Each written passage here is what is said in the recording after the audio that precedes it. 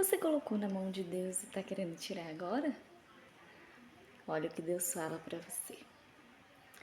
Eu permiti o vento para te ensinar.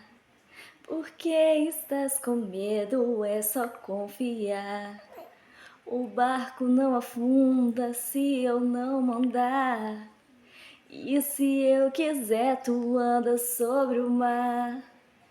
Foi eu que prometi que você vai chegar.